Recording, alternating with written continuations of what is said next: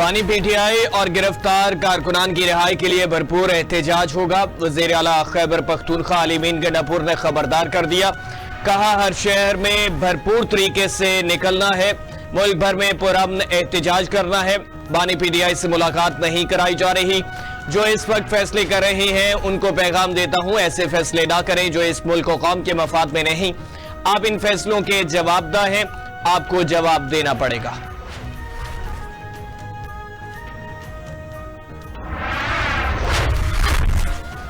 हुकूमत पंजाब ने सूबे भर में 2 दिन के लिए दफा 144 नाफिज कर दी। हर किस्म के एहतजाज, जुलूस और तमाम सियासी सरगर्मियों पर पाबंदी आयद। महकमे दाखिला पंजाब ने नोटिफिकेशन जारी कर दिया। पाबंदी का इतलाक जुमा 18 अक्टूबर से हफ्ता 19 अक्टूबर तक होगा। उधर पंजाब हुकूमत का सूबे के तमाम तलीमी इदारे भी बंद रखने का ऐलान।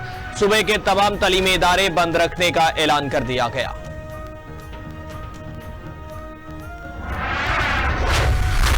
मुजव्वज़ा आईनी तरमीम, जमीयत इल्म-ए-इस्लाम फे और पाकिस्तान तहरीक इंसाफ के रहनुमाओं की तवील बैठक। मौलाना फजलुर रहमान ने कहा कि मुजव्वज़ा आईनी तरमीम के मामले पर 3 हफ्तों से बहस और मुशावरत का अमल जारी है। इस मामले पर हमने हुकूमत के साथ मुज़ाकरात किए और नुमाइंदों के साथ बैठे हैं। तहरीक इंसाफ अपोजिशन की एक बड़ी जमात है जिसको लाताल्लुक नहीं रखा जा सकता। आईनी तरमीम के मामले पर पीटीआई का रवैया मस्बत है और वो हर मस्बत चीज को खुशामदीद कह रही है और इस मामले पर मुशावरत का सिलसिला जारी रहेगा।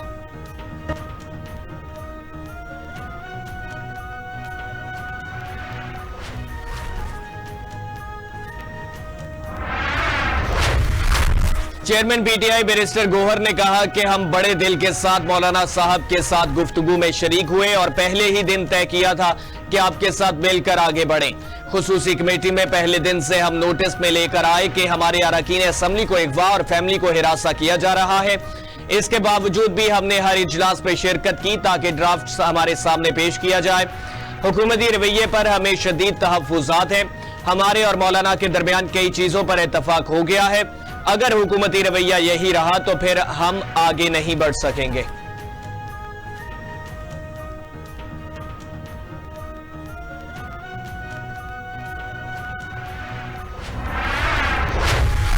मुजव्वज़ा आईनी तरमीम के मामले पर सरबराह जमीयत इल्म-ए-इस्लाम मौलाना फजलुर रहमान की रिहाइशगाह सियासी सरगर्मियों का मरकज बन गई। पीटीआई वक्त के बाद वजीर आजम शहबाज शरीफ रात गए बगैर किसी प्रोटोकॉल के मौलाना फजलुर रहमान के घर पहुंचे।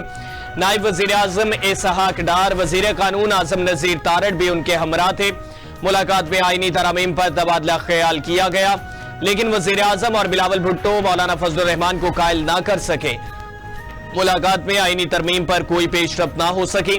ज़राए के मुताबिक मौलाना फजलुर रहमान ने जेयूआई अरकान असम्बली को हिरासा करने पर बरहमी का इजहार किया।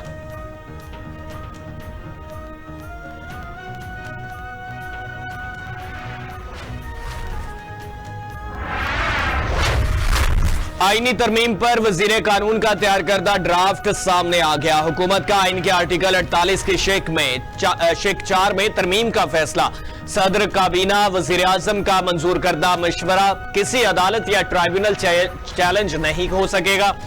हुकूमत की आईनी तरमीम के जरिए आर्टिकल 63 में तरमीम की तजवीज। पार्टी सरबराह की हिदायत के खिलाफ वोट गिना जाएगा। पार्टी सरबराह वोटों की गिनती के बाद कार्रवाई कर सकेगा। हुकूमत की सुप्रीम कोर्ट में जजेस तकरीरी के लिए भी तरमीम की तजवीज। जजेस की तैनाती में 4 अरकान कमेटी के मेंबर्स होंगे। 2 हुकूमत और 2 अपोजिशन अरकान कमेटी का हिस्सा होंगे। हुकूमत की तरफ से 1 सेनेटर और 1 MNA का नाम वजीर आजम तजवीज करेंगे। अपोजिशन की तरफ से 2 नाम अपोजिशन लीडर तजवीज करेगा। चीफ जस्टिस की तैनाती खुसूसी पार्लिमानी कमेटी करेगी। खुसूसी कमेटी के 8 अरकान कौमी असम्बली और 4 सेनेट से होंगे। 12 रुकनी पार्लिमानी कमेटी चीफ जस्टिस का तकर्रुर करेगी।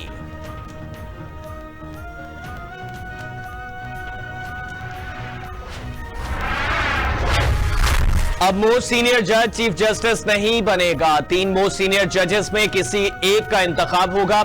चीफ जस्टिस तैनाती कमेटी की इजलास इन कैमरा होगी। हुकूमत की चीफ जस्टिस से सोमोटो नोटिस लेने का इख्तियार खत्म करने की तजवीज। चीफ जस्टिस की मुद्दत 3 साल होगी।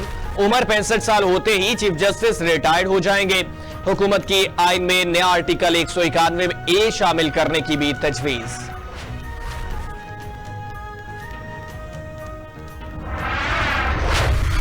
हुकूमत की सुप्रीम कोर्ट में आईनी बेंच बनाने की भी तजवीज। आईनी बेंच के जजेस की तकर्री जुडिशियल कमीशन ऑफ पाकिस्तान करेगा। आईनी बेंच में तमाम सूबों से बराबर जजेस तैनात किए जाएंगे। तरमीम के बाद आईनी मुकदमात आईनी बेंच को मुंतकिल हो जाएंगे। तमाम आईनी मुकदमात आईनी बेंच सुनेगा। हुकूमत की आर्टिकल 199 में भी तरमीम की तजवीज। अदलिया किसी आईनी मामले पर हुक्म या तशरीह नहीं कर सकेगी।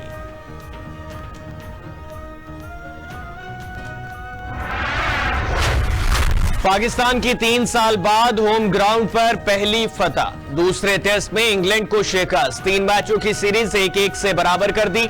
मुल्तान क्रिकेट स्टेडियम में खेले गए दूसरे टेस्ट मैच के चौथे रोज इंग्लैंड ने 2 विकेटों के नुकसान पर 36 रन से इनिंग का आगाज किया। महज 1 रन के इजाफे के बाद ऑली पॉप जो है वो 22 रन बनाकर साजिद खान का शिकार बने।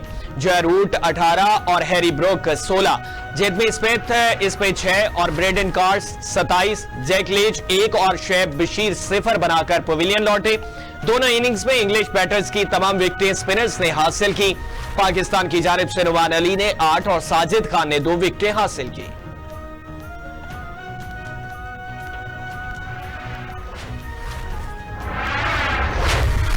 इंग्लैंड के खिलाफ टेस्ट मैच में शानदार कामयाबी। Sajid Khan player of the match करार। साजिद खान ने कहा कि पिछली कई सीरीज हम हार रहे थे या बराबर खेल रहे हैं, इस जीत से खुशी मिली। साजिद खान ने कहा कि नुमान अली पूरी टीम में सबसे ज्यादा तजुर्बाकार खिलाड़ी हैं। नुमान अली से मुझे बहुत मदद मिली।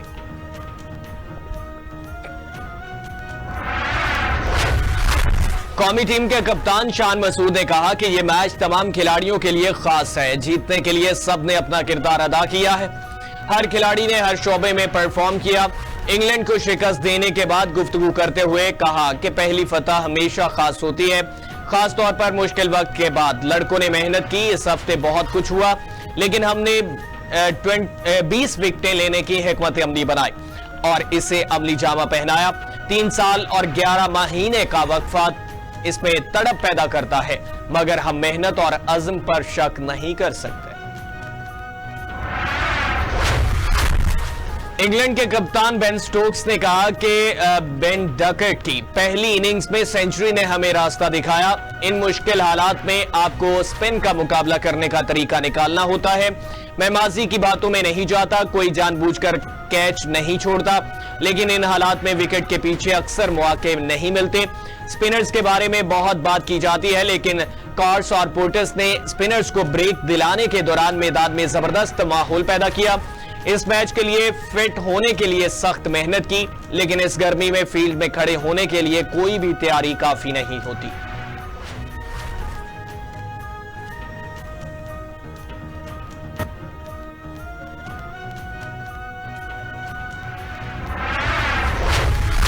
वज़ीर इत्तलात पंजाब अज़मा बुखारी ने कहा कि सोशल मीडिया के जरिए मुल्क में लॉ एंड ऑर्डर को खराब करने के लिए मुनज़्ज़म कोशिश की गई। वालिदैन पुलिस स्टेशनों के बाहर खड़े होकर रुल रहे हैं। 9 मई वाली लूट मार की गई। तहरीक फसाद पार्टी आज मासूम बनने की कोशिश कर रही है। पीटीआई सोशल मीडिया अकाउंट्स के जरिए मुहिम चलाई जा रही है। अपने मुल्क पर बगावत को फर्ज करार दिया जा रहा है। वालिदैन, असातिज़ा और मीडिया अपनी अपनी जिम्मेदारी पूरी करें।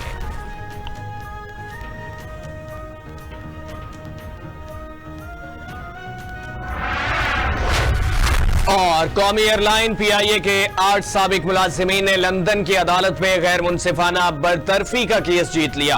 लंदन की अदालत ने साबिक मुलाजिमीन को 5 लाख पाउंड तलाफी देने का भी हुक्म दिया। पीआईए ने 8 मुलाजिमीन को 2 साल कबल मुलाजमत से बरतरफ कर दिया था, जिस पर मुलाजिमीन ने अदालत में मौक़िफ़ इख्तियार किया कि इनको गैर मुनसिफाना बरतरफ किया गया था।